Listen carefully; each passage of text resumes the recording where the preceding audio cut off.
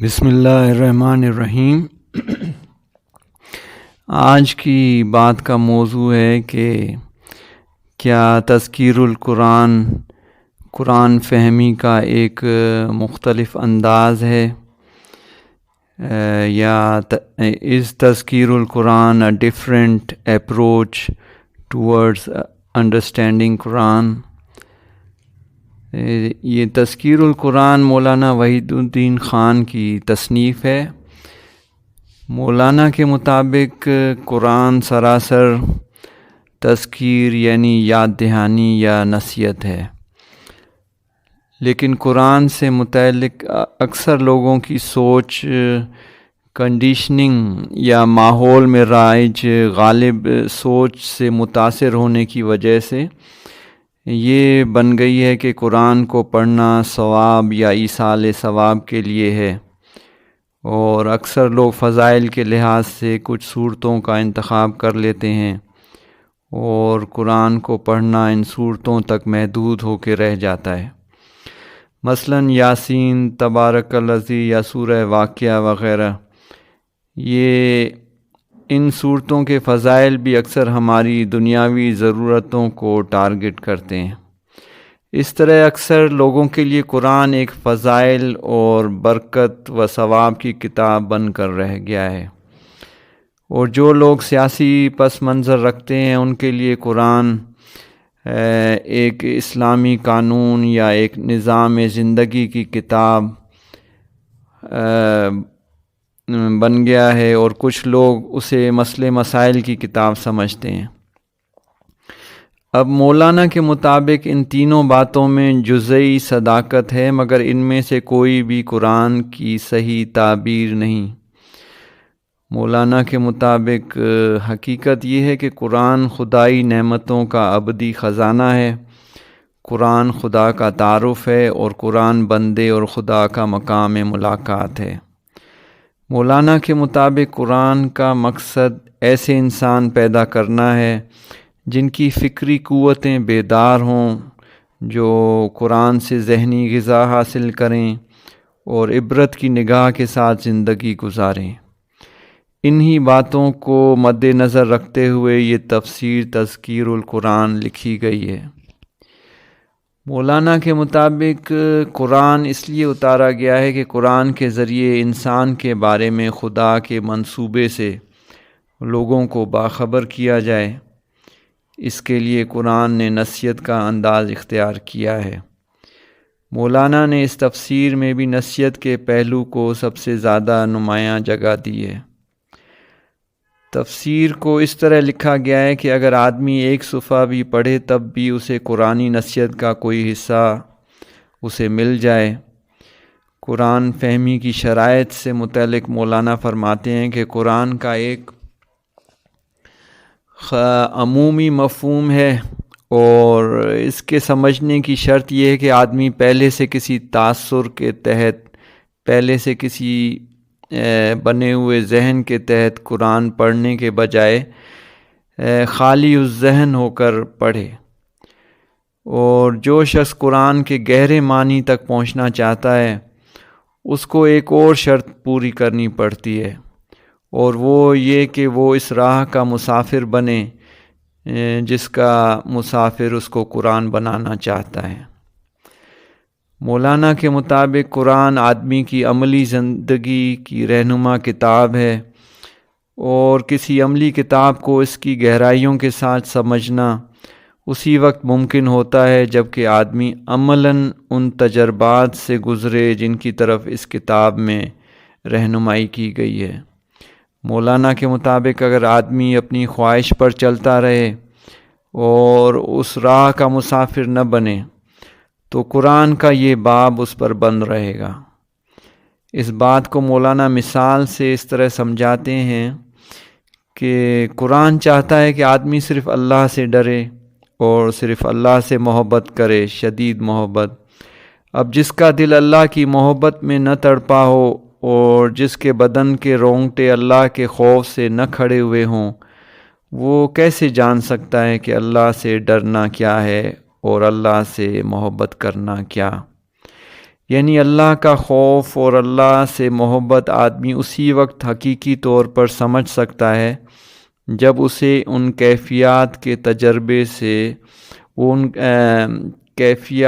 تجربے سے گزر چکا ہو۔ تو اور آگے جیسے فرماتے ہیں کہ قرآن چاہتا ہے کہ آدمی خدائی مشن میں اپنے آپ کو اس طرح شامل کرے کہ وہ اس کو اپنا ذاتی مسئلہ بنا لے۔ اب جس شخص نے خدا کے کام کو اپنا ذاتی کام نہ بنایا ہو، وہ کیوں کر جانے گا کہ خدا کے ساتھ اپنے کو شامل کرنے کا کیا مطلب ہے۔ اور قرآن چاہتا ہے کہ آدمی جہنم سے بھاگے اور جنت کی طرف دوڑے۔ اب جو شخص زندگی اس طرح گزارے کہ جہنم کو اس نے اپنا مسئلہ ہی نہ بنایا ہو اور جنت اس کی ضرورت نہ بنی ہو، تو اس کو کیا معلوم کہ جہنم سے بھاگنا کیا ہوتا ہے اور جنت کی طرف دوڑنا کیا معنی رکھتا ہے۔ قرآن چاہتا ہے کہ آدمی اللہ کی عظمت و کبریائی کے احساس سے سرشار ہو۔ اب جو شخص اپنی عظمت و کبریائی کے مینار میں لذت لے رہا ہو، اس کو اس کیفیت کا ادراک کہاں سے ہو سکتا ہے، جبکہ آدمی خدا کی کبریائی کو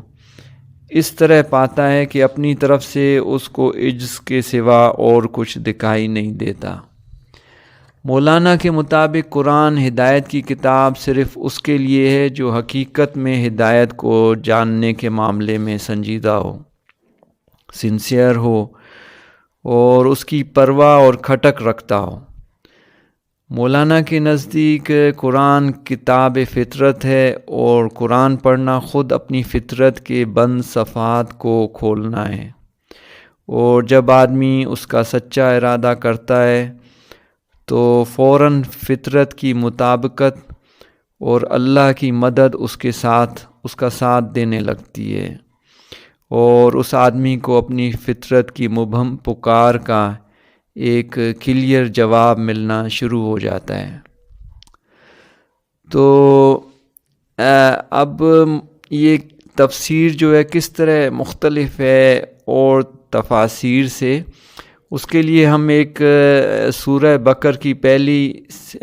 5 آیات کا جو ہے نا وہ جائزہ لیتے ہیں کہ کس طرح مولانا نے جو ہے نا ان کو ایکسپلین کیا ہے، ایلیبوریٹ کیا ہے، جو ہے کہ مولانا کے خیال میں جو ہے نا یہ جو ہے ایمان اور نماز اور اللہ کی راہ میں خرچ کرنا اور آخرت پر یقین، یہ کوئی الگ الگ چیزیں یا الگ اینٹی نہیں ہے، بلکہ یہ ایک پروسیس ہے جو ایک جاری رہتا ہے، اور اس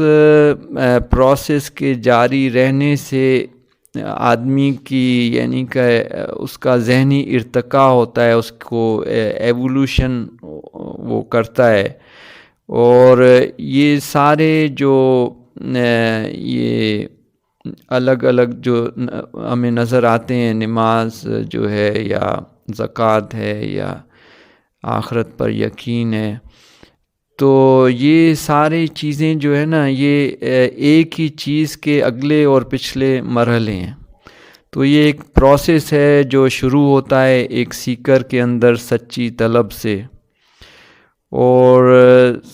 سچی طلب کو مولانا اس طرح ڈیفائن کرتے ہیں کہ یہ سچی طلب جو ہے وہ روحانیت یا اسپریچولیٹی میں دراصل عالم ظاہر کے پیچھے عالم باطن کو دیکھنے کی کوشش کرنا ہے۔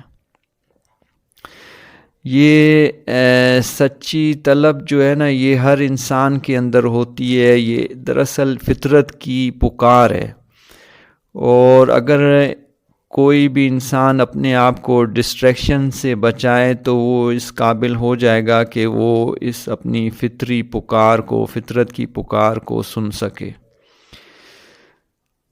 تو یہ عالم ظاہر کے پیچھے عالم باطن کو دیکھنے کی کوشش کرنا ہے، اور پھر نیکسٹ اسٹیج یا مرحلے میں یہ تلاش یہ تلاش حق جب پانے کے مرحلے میں پہنچتی ہے نا، تو یہ تلاش ایمان بالغیب بن جاتی ہے۔ اب وہی چیز یا وہ تلاش جو ابتدائی مرحلے میں ایک برتر حقیقت، ایک سپیریئر بینگ کے آگے اپنے آپ کو ڈال دینے کی بے قراری کا نام ہوتا ہے، وہ بعد کے مرحلے میں اللہ کا نمازی بننے کی صورت میں ڈھل جاتا ہے۔ اور وہی جذبہ جو ابتدا میں اپنے کو خیر اعلیٰ کے لیے وقف کر دینے کے ہم معنی ہوتا ہے، وہ بعد کے مرحلے میں اللہ کی راہ میں اپنے اثاثے کو خرچ کرنے کی صورت اختیار کر لیتا ہے۔ اور وہی تلاش جو زندگی کے ہنگاموں کے آگے اس کا آخری انجام معلوم کرنے کی صورت میں کسی کے اندر ابھرتی ہے، وہ آخرت پر یقین کی صورت میں اپنے سوال کا جواب پا لیتی ہے۔ تو جو لوگ اس طرح حق یا ٹروتھ کو پا لیں، ڈسکور کر لیں، دریافت کر لیں، وہ ہر قسم کی نفسیاتی پیچیدگیوں سے اور رکاوٹوں سے آزاد ہو جاتے ہیں۔ وہ ایک پیوریفائڈ سول بن جاتے ہیں، ایک ربانی شخصیت۔ وہ سچائی کو اس کے بے آمیز روپ میں دیکھنے لگتے ہیں۔ کوئی جمود، کوئی تقلید، کوئی تعصباتی دیوار ان کے لیے اعتراف حق میں رکاوٹ نہیں بنتی۔ تو اب اس کا نتیجہ یہ نکلتا ہے کہ جن لوگوں کے اندر یہ کوالٹیز، خصوصیات ہوں، تو وہ اللہ کے سائے میں آ جاتے ہیں۔ اللہ کا بنایا ہوا نظام ان کو قبول کر لیتا ہے، ان کو دنیا میں سچے راستے پر چلنے کی توفیق مل جاتی ہے، جس کی آخری منزل یہ ہے کہ آدمی آخرت کی ابدی نعمتوں میں داخل ہو جائے۔ تو خلاصہ یہ ہے کہ تذکیر القرآن پڑھتے ہوئے محسوس ہوتا ہے کہ آدمی اپنی زندگی کی کتاب پڑھ رہا ہے۔ اسے ایسی کلیئرٹی حاصل ہو گئی ہے جس کی روشنی میں چلتے ہوئے وہ اپنی منزل تک پہنچ سکتا ہے۔ آخر میں مولانا لکھتے ہیں کہ آپ ڈھونڈنے والے بنیں، کیونکہ حق کو وہی پا سکتا ہے جو اس کا ڈھونڈنے والا ہے۔ تو یہ اس تفسیر نے میرے لیے قرآن کو ایک زندہ کتاب بنا دیا ہے، اور شاید ہر اس شخص کے لیے جو اس کو اپنی زندگی کی کتاب بنائے۔ تو میرے خیال میں یہ ایک بالکل مختلف انداز کی تفسیر ہے، اور اس میں جو ہے آدمی انوالو ہو جاتا ہے، اور وہ سمجھتا ہے، اس کا ایک براہ راست ایک تعلق قائم ہو جاتا ہے قرآن سے، اور وہ سمجھتا ہے کہ قرآن اس سے مخاطب ہے، اور وہ اس کو اپنے سوالوں کے جواب